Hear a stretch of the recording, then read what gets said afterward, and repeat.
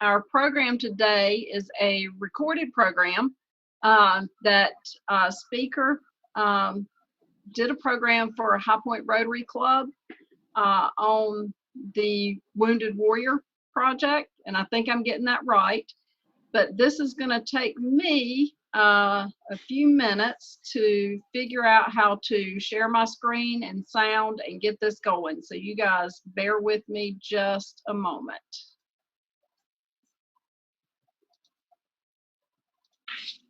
Oh, there's that. I can walk you through it. If you click that little button, it's content. There you go. Okay. That's it. You've done this before, probably. A little bit. It's hard because I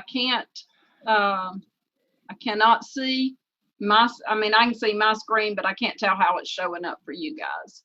So so this will take me a minute to click through. And if you guys will just kind of give me a thumbs up when this starts. Thank you, Dawn. It's my privilege to introduce Major Greg Wilson, who is a Marine Corps major, retired very recently. Greg and I met about 7-8 years ago through a mutual friend. We happen to both be umpires. I'm the son of a veteran. He is a veteran. And so Greg, with the help of a couple other guys, developed the Wounded Warrior Umpire Academy, where we take wounded warriors and teach them a skill, and that skill is umpiring. So I'll let Greg kind of explain everything. He's a good friend, special individual, and runs a great organization. So Greg Wilson, it's all yours. Thanks, Dave. I think I'm going to go ahead and share my screen, and hopefully when that comes up, I will go ahead and get started here real quick with a quick video.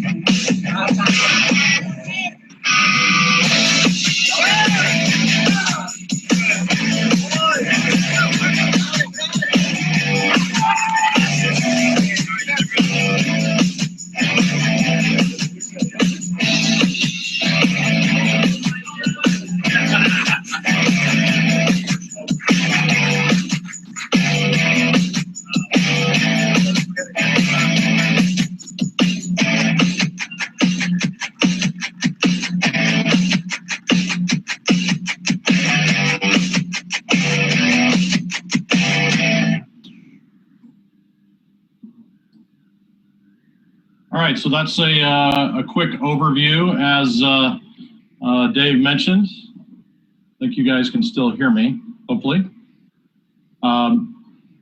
So we are, my name is Major Greg Wilson. I retired from the Marine Corps back in 2016.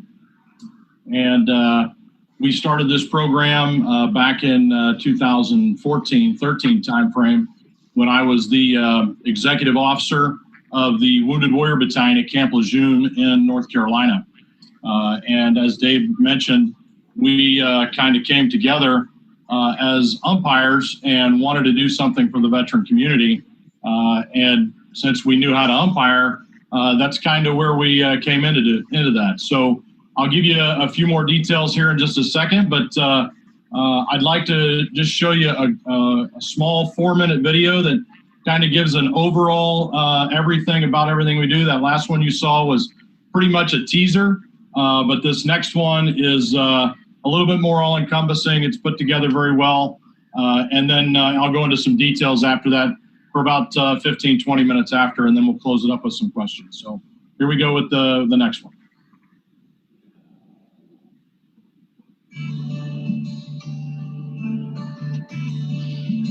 When you leave the service, this connection with your brother and sister to your left, to your right is gone. You no longer necessarily are making life and death decisions that could affect you or your buddy. When you lose that connection, you kind of feel like you no longer have a sense of purpose again, and you don't have a sense of belonging. And what we do at the Academy is we try to bring all these veterans back together. And through peer-to-peer support, we give them an opportunity to have a renewed sense of purpose, a renewed sense of belonging, and feeling that connection again with their brothers and sisters in arms. The first year, I was able to gain the confidence and trust of 13 Marines from the Wounded Warrior Battalion. The first year went so well, we decided to take this to the next level, and we incorporated as an official 501c3 nonprofit organization. But now what we didn't know is, how are we going to fund these guys? We got on board with the Injured Marine Semper Fi Fund right out of the gate. They were able to support us for funding going forward with airfare and lodging expenses. That left some of the unknowns that we were just going to have to chart out where we wanted to go. One of those things were we really didn't know what the capacity for learning in this short time span would be. I mean, we're taking a 6-week period of instruction and jamming it into only a matter of about 7 days. The other thing we didn't know is what their physical limitations would be. Their physical limitations may limit them from doing standard umpiring. We had to develop our adaptive umpiring techniques. We didn't know if we'd be able to find the veterans to make a solid class and continue this progress going forward. Baseball is a very exciting national pastime, but finding people that really want to get involved with umpiring is a little bit more difficult. Our veterans can come to us, go through the class, and they build the confidence that they need to maybe not only do baseball, but to do other things in life. We're very proud to have been able to serve every branch. We intend to try to reach out across the country and continue this effort in trying to expand what we're doing with the Academy and try to make contact with even more veterans of all services. Down the road, we want to continue to build this organization so that we can continue to bring those guys together and gals for peer-to-peer support and support each other in this process we call transitioning from the service. There are many opportunities for businesses out there to help support the Wounded Warrior Umpire Academy. We have anything from the small amount of a $30 box of baseballs to providing a meal as we feed the veterans while they're with us at the Academy. We want no money to come out of their pocket whatsoever to gain this support. But we've always got a challenge with our budget and can use the opportunity to partner with just about any organization out there with any budget that they have. Our goal has always been to be an organization of veterans serving veterans. Leaving the armed services is hard. It might be easy to think that it's similar to that of leaving a job or of leaving college, but it isn't. Joining the armed forces is signing up for a commitment which could very well cost you your life. That bond created between members of the armed services start with this very fundamental connection. John F. Kennedy probably said it best. Our most basic common link is that we all inhabit this small planet. We all breathe the same air. We all cherish our children's future, and we are all mortal. That last one is very real for veterans because we know it. We know every veteran we meet feels the very same way, and when we're serving those we serve with and taking care of our brother and sister.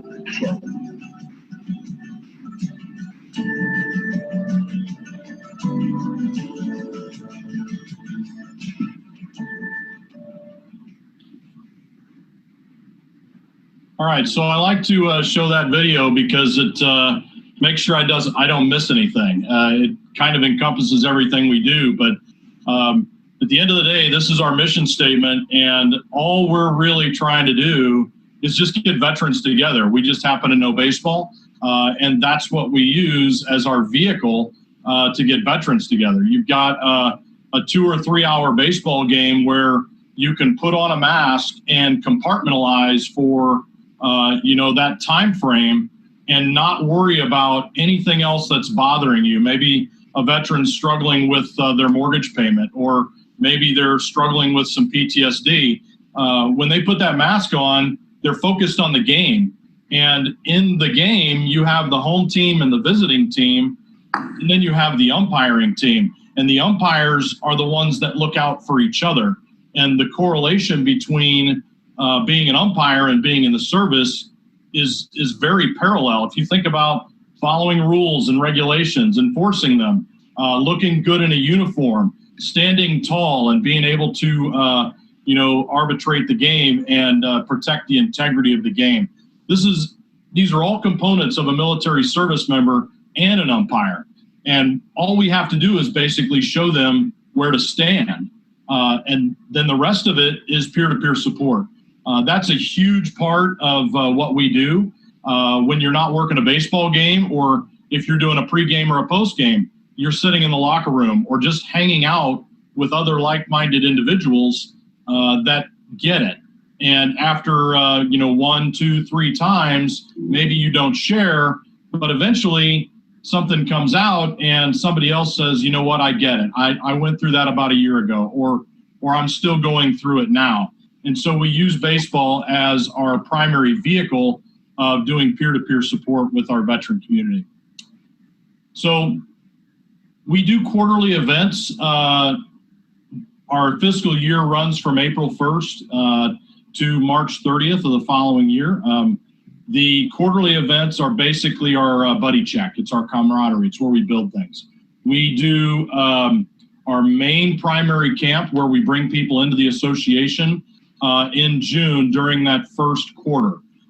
It's a 7-day camp, and then we have a 3-day tournament on the back end. So it's 10 full days. We've done it in Charlotte the last couple of years. We were going to do it again this year, but unfortunately we were unable to do it due to COVID-19. But we are scheduled to do it again in Charlotte here next year in 2021. That 7-day camp consists of 44 hours of on-field instruction with 12 hours in the evening of classroom instruction. And when they leave the camp, they not only have the gear and equipment, but they also have 6 live games minimum worked under their belt of experience. So we do 68 hours worth of training in 10 days. That's a lot of training and a lot of work time. And when these guys and gals come to work with us, we always get feedback that they're happy that we didn't baby them.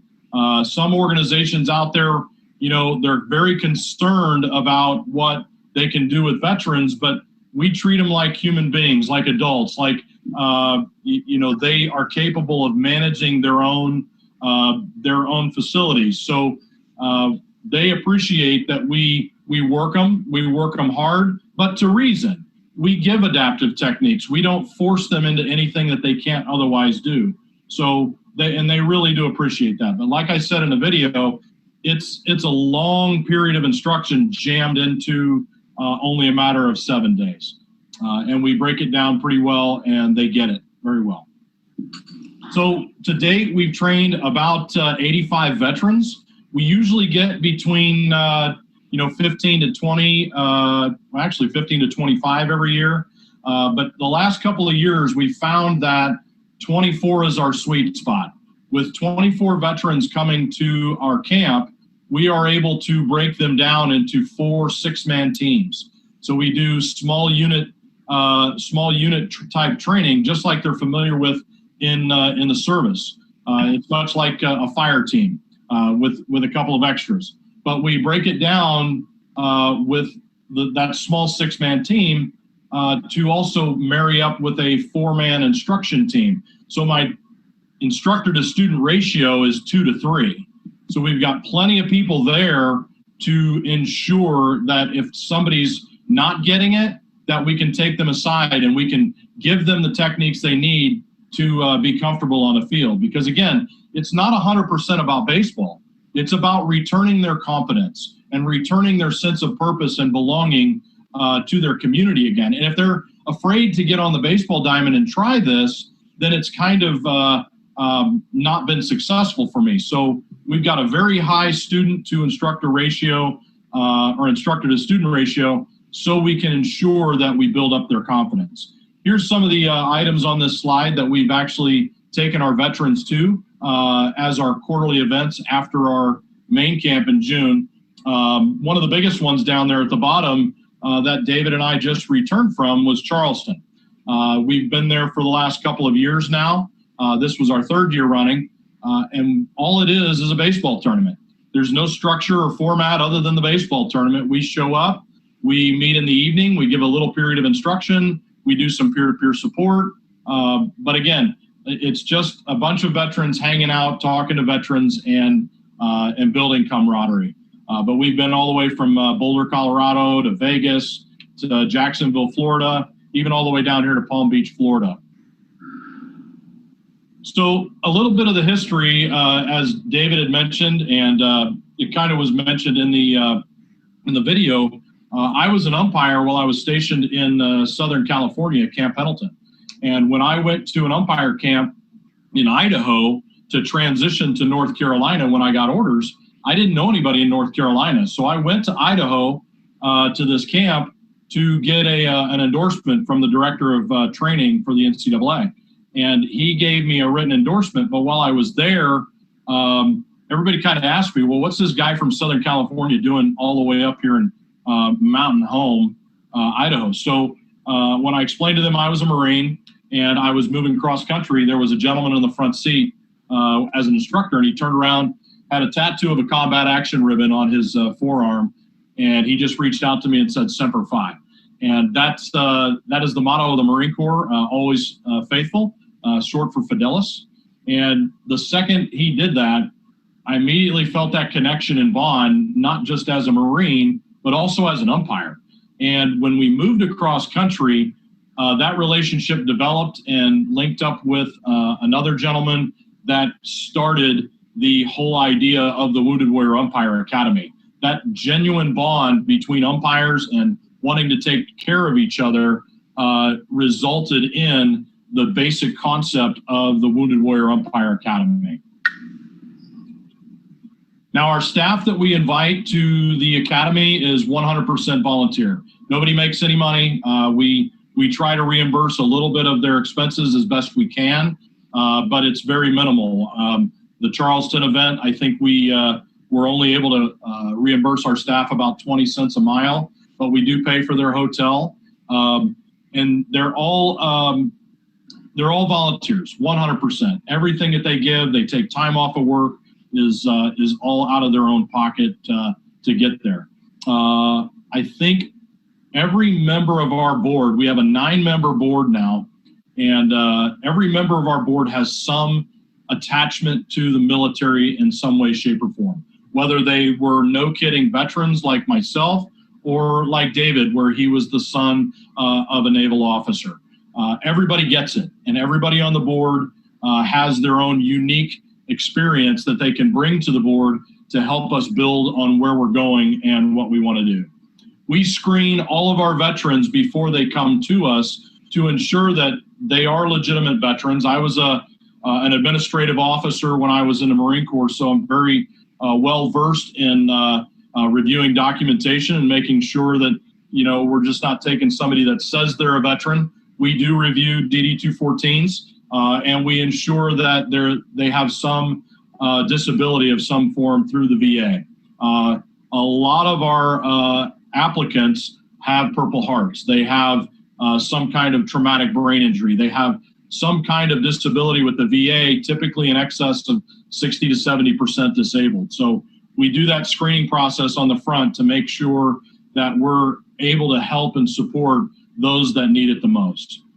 When we bring our staff together, we always bring them together a day early, and we make sure any of the new people that are coming aboard are well-versed and trained on the unique needs of a wounded warrior and how to train them. I try to keep the academy run very military-like.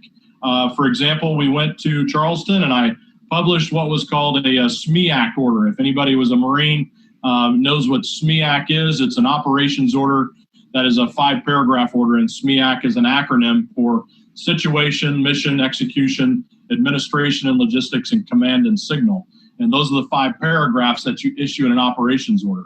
So I keep it very well versed to try to build the comfort zone up for each of the veterans so they feel at home. They feel like I'm back in my platoon and I'm in a comfortable environment where I can trust everybody that's part of what, the event that we're doing. So we have to kind of bring some people in and help them understand, some of our lingo. But ultimately, we are trying to make it as comfortable as possible for the veteran. And we have to do some staff training on that every now and then if we bring in some folks that have unique experiences.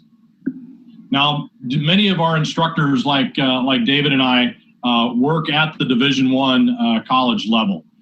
Some of them that have come in have professional experience.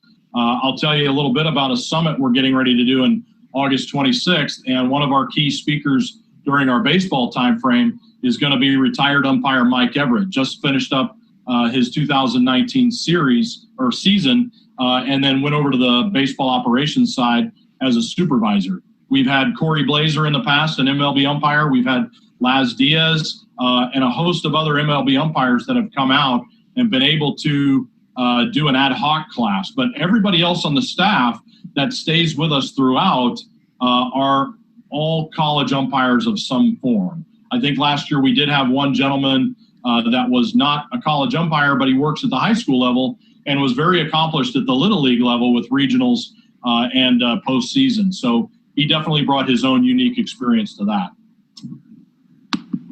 So here's our two big Grand Slam sponsors, and this is where the dollar signs start coming in, because some people like to ask, man, you guys do a lot. How in the world do you do it all? Well, umpattire.com is probably our one of our biggest sponsors that have been with us since the beginning. These are both of our Grand Slam sponsors. Umpattire.com initially stocked us out of their warehouse.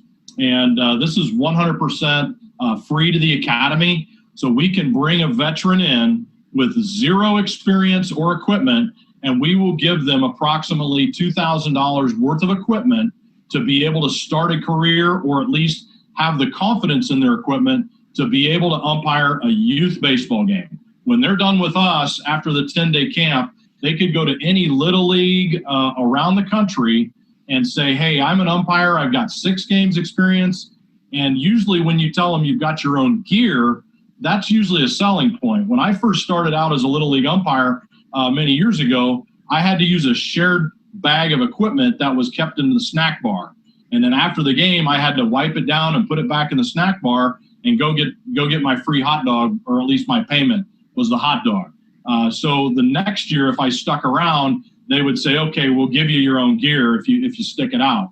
When they come to us, we give them everything from head to toe. We give them a brand new mask. We give them really good uniforms, 2 different shirt colors. They get plate shoes and base shoes.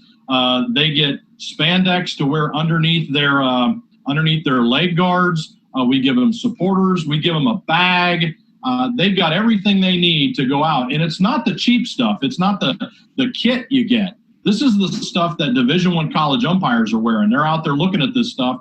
Even professional umpires, they're looking at this stuff thinking, man, someday I hope to upgrade to what you have. And we're giving it to these guys right out of the gate. Now, it's really difficult to find veterans and umpires all in a congested area. You can imagine if I set up a tent outside the food line there in High Point, how many veterans I would actually get to come to my table and sign up. I think it'd take me a few years before I got 85.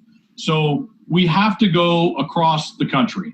We have to travel. We have to reach out to these Wounded Warrior battalions that were Marines, sailors, and the servicemen and women are transitioning. So we have to collect the veterans from all over the country. And this is where the Injured Marine Semper Fi Fund comes in.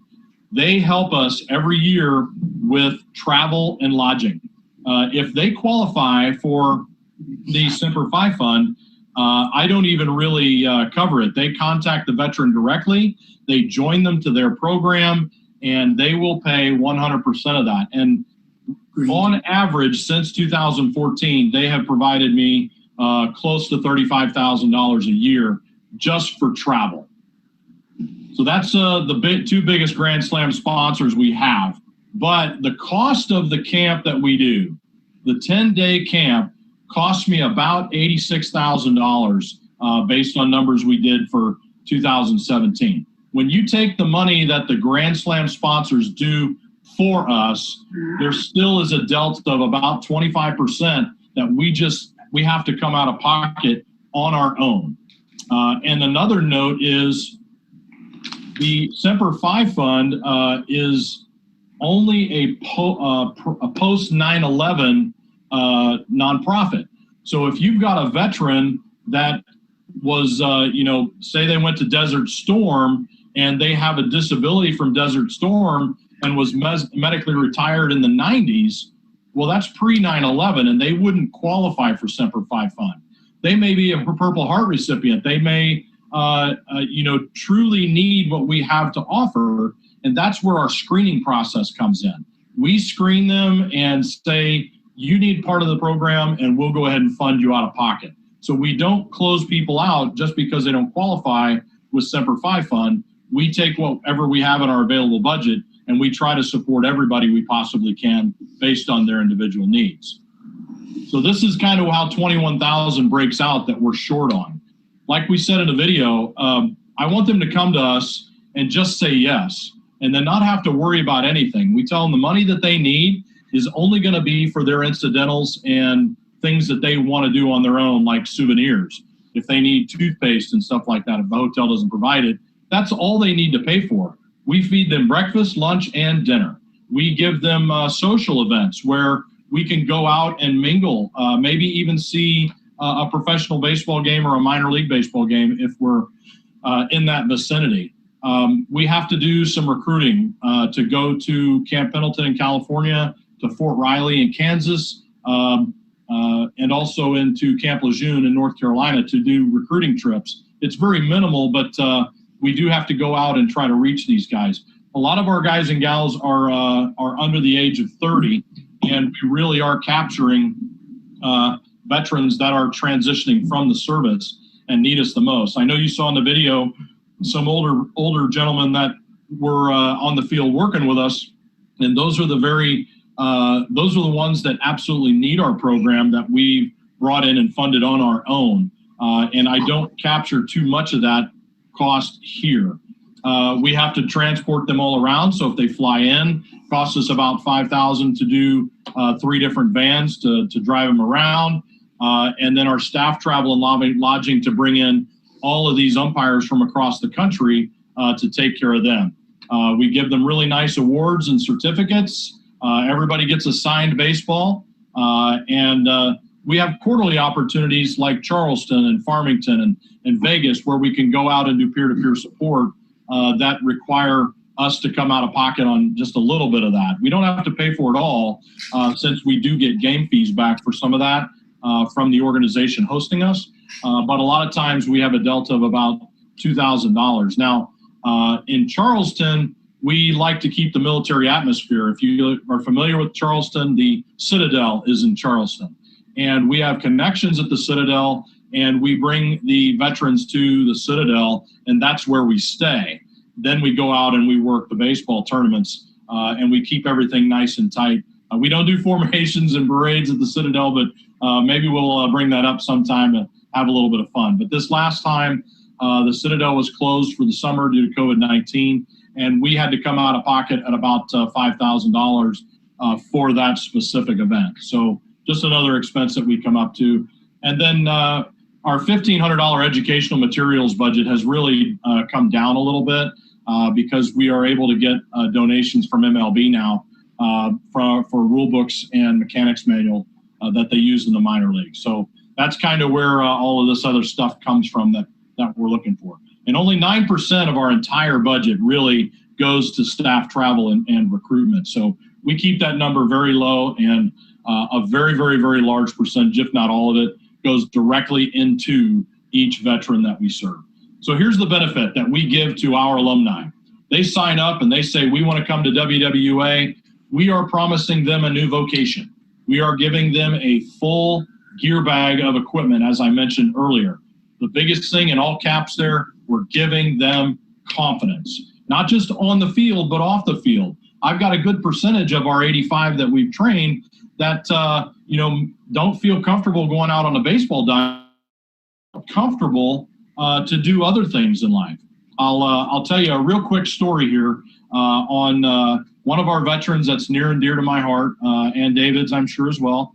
Her name is Danielle Potoff. Danielle was a sergeant that had deployed to Iraq, and Danielle was in a Humvee that got blown up by a vehicle-borne IED. The Humvee flipped over. She took a lot of shrapnel in her leg and came out to us in 2017. In 2017, she came to Denver, and she had a limp with her. And she went through the program and thought it was great, and even took it a step further. And when she went back to Southern California, Danielle decided she wanted to do travel ball.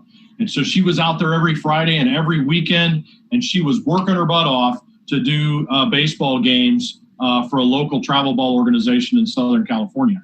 After she was doing some of that work in the fall, she calls me up in December and says, Greg, I've been having some complications with my leg, and unfortunately, we're going to make the decision to amputate it.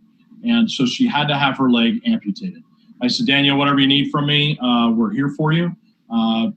Just give me a call and I'll keep up with you, and we'll make sure we're supporting you any way we can. Well, Danielle called me back in about February timeframe after her leg was amputated, and she said this, I'm not really sure about this leg.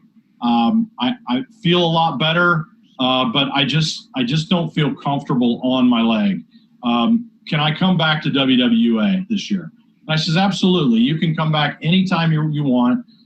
Go ahead and come on out. I don't care if you go through the whole program. Just come be with your brothers and sisters, and we'll give you the support you need. And she said, I appreciate that. Let me come on out. So she comes to camp in 2018 with the amputation. And when she comes through the program, she doesn't do it all. She does, I would probably say 80% of it. But at the end of that camp, Danielle came up to me and she said, I didn't have any confidence whatsoever in this new leg. But after being here in this comfortable environment, I have a renewed confidence in this, and I think I can do it. And she went on to, compete at the Wounded Warrior Games on that new leg. And she doesn't umpire right now, but she's moved back to Springfield, Missouri, and she's so confident in that leg and attributes that to the Wounded Warrior Umpire Academy that last year she joined the police department, and she's now a police officer in Springfield, Missouri, and attributes her confidence in her leg to us. So that's a real success story for us, and it doesn't necessarily deal with baseball, but everything to deal with confidence and restoring this gal's new connection to her community. Like that third bullet says, it's a reconnection to society and giving her a new purpose and belonging with usefulness. We use our umpiring network across the country to place our veterans in local organizations if they're having trouble.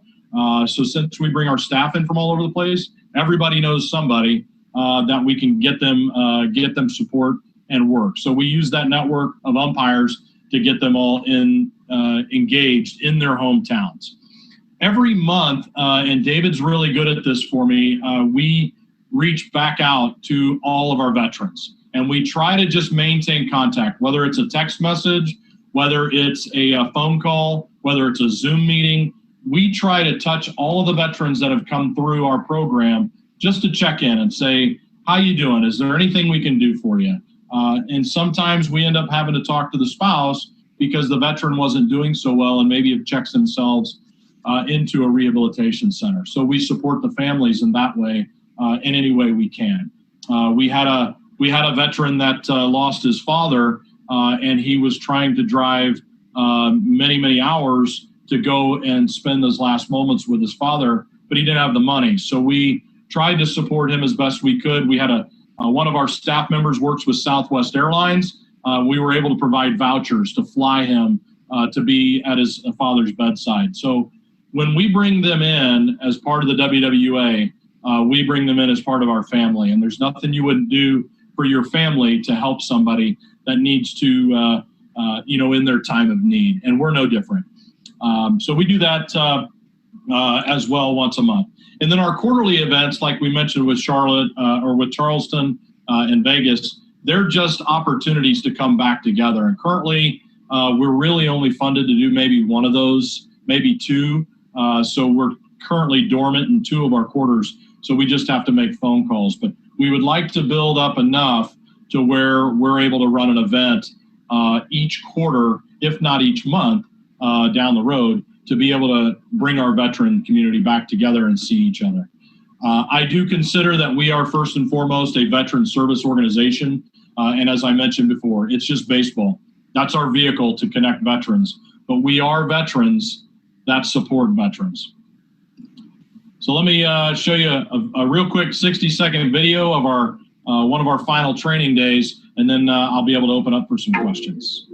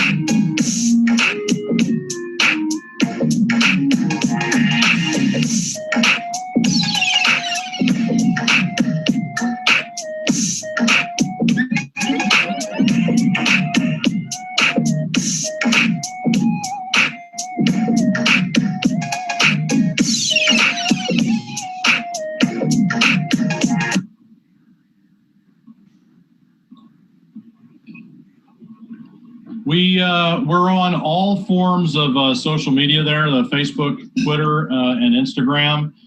That's my contact information there. You can also see it behind me on the screen if you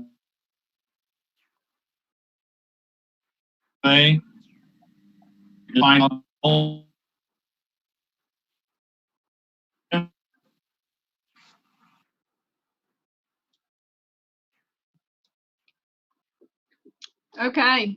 I think we're just a few technical difficulties right at the end of that, but Kim, thank you for arranging for that program today, and pass our thanks on to Dave McCoy for capturing that recording so it could be shared with us.